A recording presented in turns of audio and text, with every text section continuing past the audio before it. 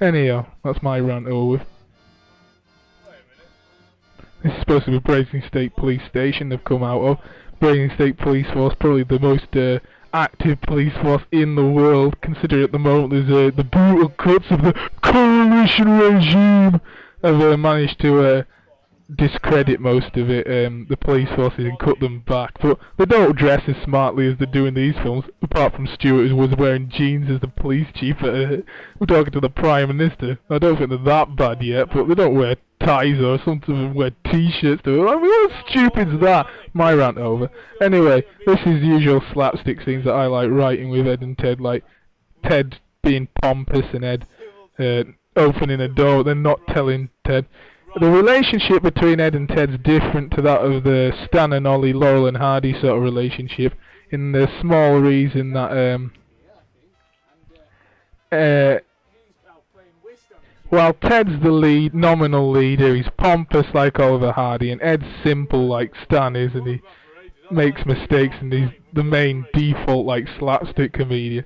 I think the difference would be, if any, would be that Ed is a bit more assertive than Stan is, and furthermore, Ted's more obviously an idiot than Oliver Hardy ever was, and Ed, he's probably on average a slight bit cleverer than Ted in the fact that he's a bit of an idiot, but at least he knows that he's an idiot, while Ted seems to be the sort of person who is an idiot, doesn't think he is an idiot, and thinks everybody else is lower IQ than him, as is relevant. I'll talk a bit about Fool's Hall of Fame while this is on, which is the other feature-length episode, which feature-length in the fact it lasts 52 minutes, I think, or something, which is like shorter than Transmorphers 6 or whatever it is, James's favourite film, by the way.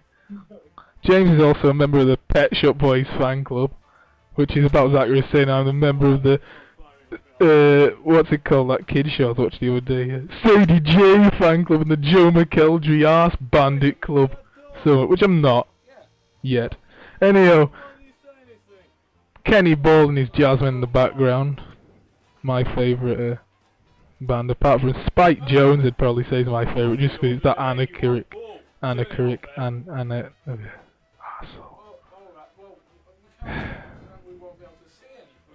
Cop. That's the name of this film. Right, that was the usual light. Jack used to have an annoying habit when he came down to our house, and turning lights on, then off, then on, then off, then on, then off. And then surprisingly on and off again. And usually we'd find later on that the bulb had burst, and I'd get the blame for it. So there you are. Now I'll talk about Fool's Hall of Fame now. Like, that was the film that basically I did feel like killing myself after that film, to be honest. It's just the scenes up at the church hall are just terrible. There's no two ways about it. James thinks there should have been extensive cutting. The only thing that should have been cut should have been my jugular vein, I think, at the time. Just terrible. Complete waste of time and effort. I'd advise you to avoid that film at all costs. Any good that has been put in that film has been put in the Bonkers TV review, and I wouldn't watch any more of it.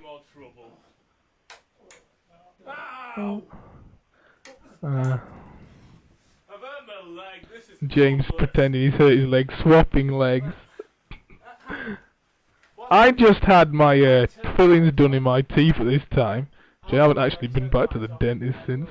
So that's why I'm slurring my lines. It just shows how terrible an actor I am. I need a drink. Anyhow, this is a good thing.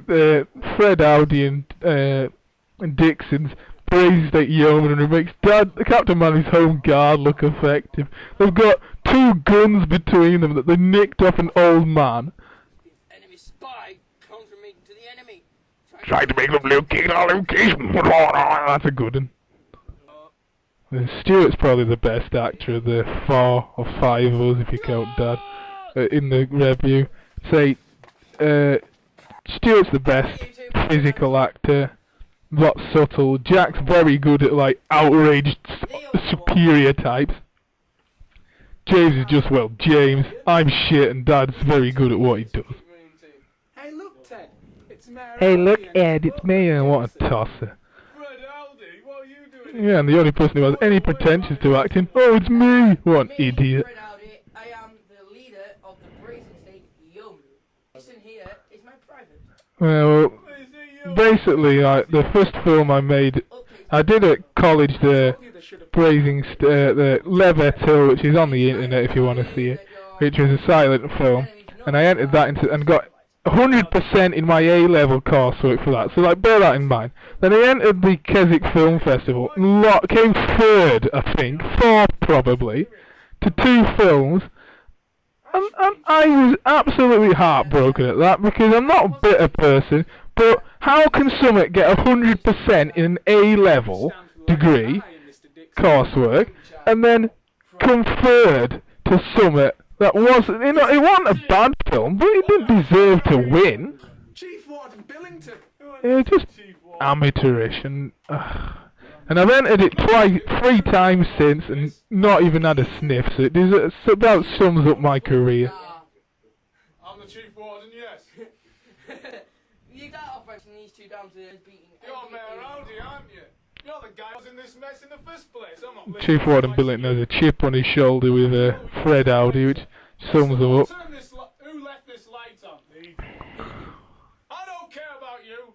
Who's been in this house and what the hell are you doing in here? Me wearing a different jacket with a white patch on. It's basically my auction uniform was in there. I work in the livestock auction in the day.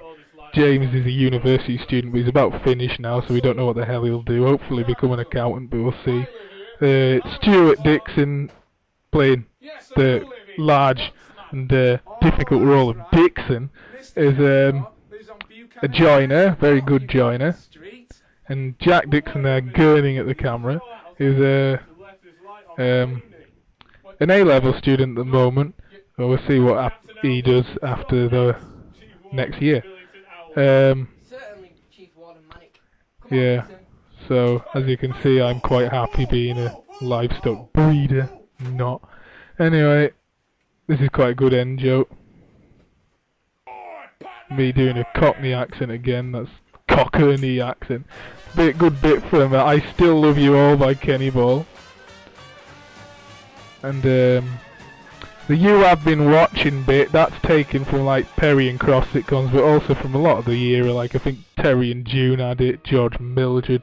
On the buses, but on the buses use stills, which is we kind of spoof and knucklehead.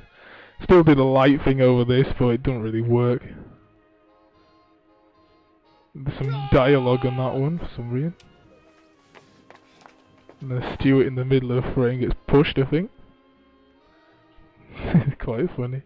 There's Dad's bit as a policeman. That was a joke I was inspired by one from the Very Little scene. I think it was The Milky Way, which is a Harold Lloyd speaking film, which if you don't like his silent films is 3 times as worse because he doesn't do any stunts. It's kind of like hiring Simon Burton saying don't do your annoying geek type character and play a straight character. You know, kind of stupid.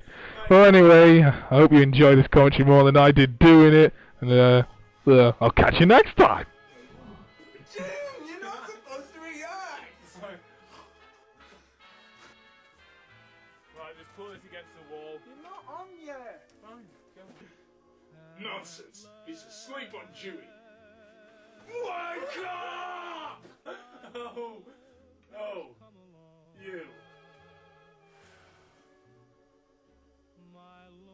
Oh, Left, right, left, right,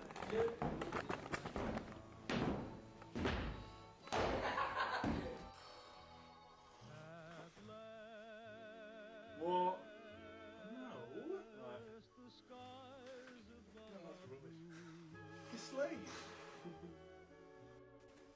Doesn't seem to anyone home. Knock on the door, he's taking a long time. Right. Taking a long time, is he? You've got to give him some bloody... How is he taking a long time if you're knocking on the door at the same time? You! You? Yo!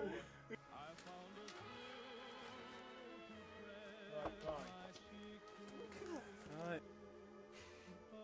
Risk!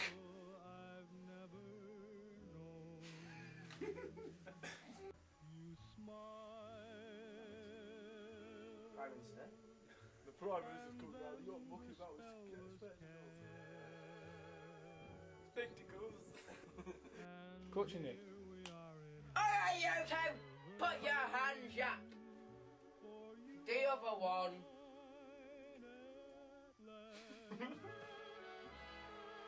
Irish accent.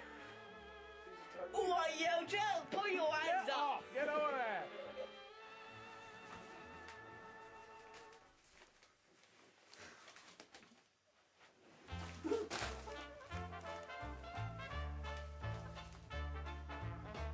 It's like that so well, like,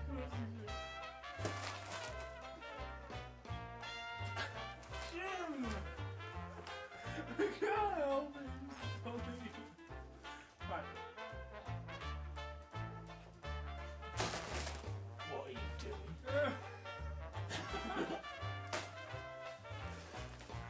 Yeah, baby, fine.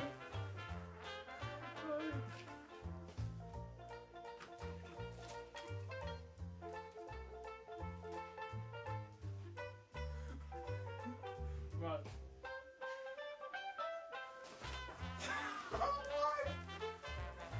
No, right.